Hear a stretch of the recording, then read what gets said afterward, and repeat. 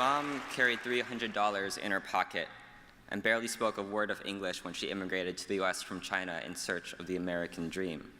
She and my father believed that if they worked hard enough, they could create a better life in America for themselves and for their kids. But today, that dream seems unattainable for too many.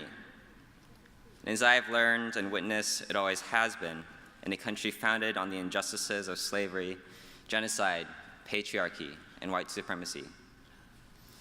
I've seen that for people in my generation, the promise of the American dream seems laughable in the face of police brutality, gun violence, deportations, unlivable wages, threats to water and indigenous sovereignty, and climate change. When I was little, it seemed like we have all the time in the world.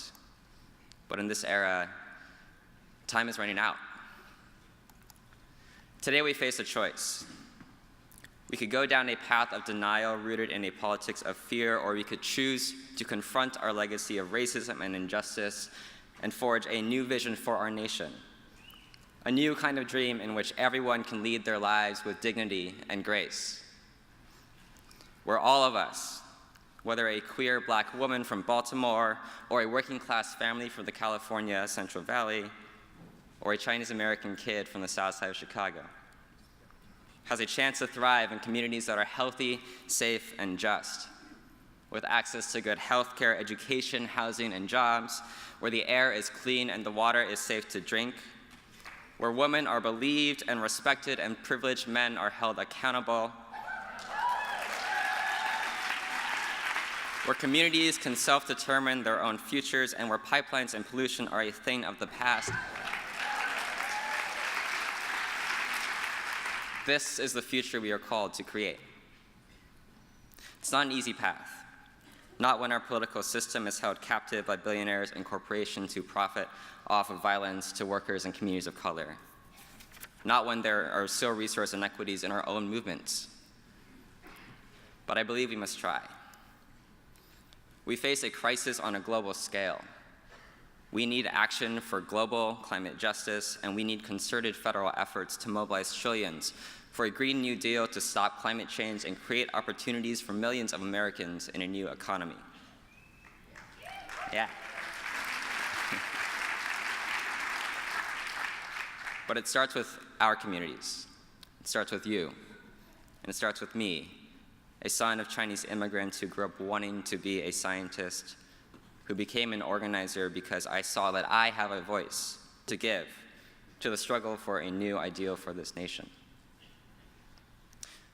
So what can we do? First, we must do what we need to process the trauma and grief in ourselves and our communities from the pain and damage that has already been inflicted. We're called in this time to be vulnerable and strong so we can hold space for the deep relationships, trust, and love that we need in ourselves and each other. Second, we have to vote on November 6th. If our elected officials won't prioritize the needs of millions of people over those of the wealthy few, then we must replace them with leaders who will. Knock doors, make phone calls, and on November 6th, help your neighbors get to the polls and go vote. Third, we have to organize to build solutions in our own communities. And in doing so, ensure that communities of color, indigenous people, young people, leaders on the front lines of the crises we face, who know what needs to be done, have the resources, access, and power to lead the way.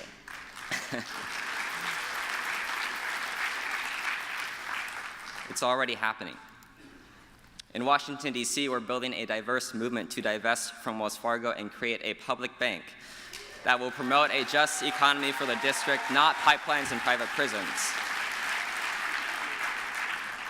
In Chicago, a statewide coalition secured funding for a solar job training program for formerly incarcerated individuals and youth in the foster system.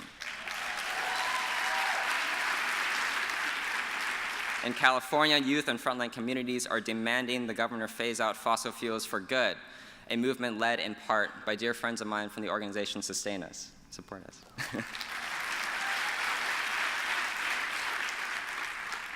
My parents came to this country and dreamed they could build a better life.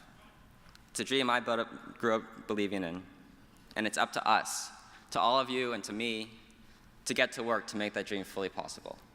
Thank you.